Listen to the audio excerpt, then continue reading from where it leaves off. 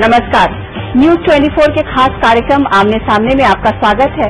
आज मेरे साथ हैं जम्मू और कश्मीर के चीफ मिनिस्टर उमर अब्दुल्ला जी।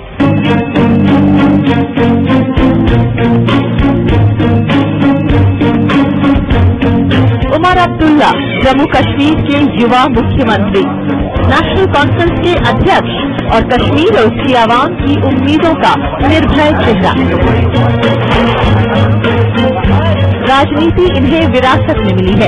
शेर कश्मीर शेख अब्दुल्ला की तीसरी पीढ़ी के ये राजकुमार अपने दादा और पिता फारूक अब्दुल्ला की तरह ही सियासी शतरंज की बिसात के मंझे हुए खिलाड़ी हैं। जम्मू कश्मीर की ऑटोनॉमी, अपने पिता से मुख्तलिफ काम करने का तरीका, कश्मीर से बंदूक हटाकर अमन और रोजगार लाना, बीजेपी के आरोप और इल्जाम, भ्रष्टाचार और अपने बच्चों का राजनीतिक भविष्य।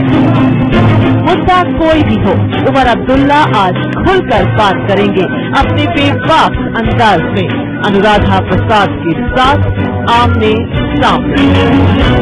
Welcome to the show Umar जी।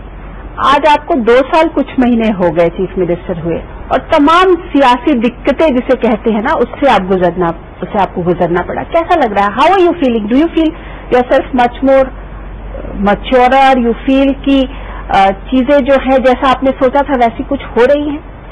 जी, कुछ तो उम्मीदों के मुताबिक काम हुए हैं, कुछ चीजों पर शायद उम्मीद से ज्यादा हम कर पाए हैं, और कुछ जिस तरह के हालात रियासत में बने 2009 में भी और बिलखसूस 2010, उसकी तो हमने कभी उम्मीद की नहीं थी। लेकिन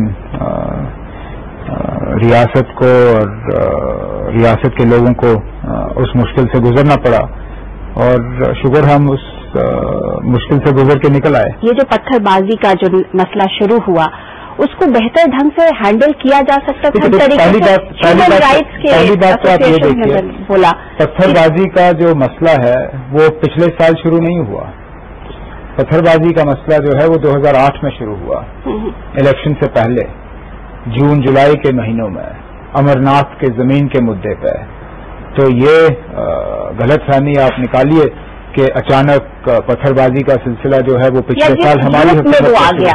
शुरुआत आई कैन एग्री कि वो शायद 2008 से शुरू हुआ था, लेकिन जिस तरीके से पिछले साल उभरे और जिस स्टेट पैरालाइज इस पूरे मसले में, तो लोग ज्यादा 100 से ज्यादा लोग मारे गए। ह्यूमन राइट्स एसोसिएशंस ने आपको, ऑर्गेनाइजेशन से आपको अक्यूज किया कि जो वहां के चीफ मिनिस्टर है वो उतने ज्यादा सेंसिटिव नहीं है, इस तरीके के आप पे आरोप लगे।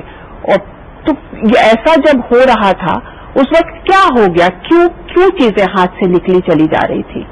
देखिए, जो मतलब जिस सूरत हाल से हमें गुजरना था वो तो हम ही लोगों को मालूम था हम किस चीज से डील कर रहे थे।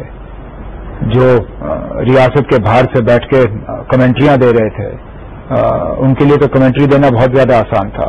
हम लोग जो मौके पर सिचुएशन को डील कर रहे थे, हमसे पूछिए कितना मुश्किल था उस वक्त सिचुएशन को कंट्रोल करना। और ये सही है कि कुछ जगहों पे ताकत का गलत इस्तेमाल हुआ, मैं नहीं कहूंगा कि नहीं हुआ है। बुनियादी जो इस मसले की शुरुआत हुई वो मुझसे नहीं हुई।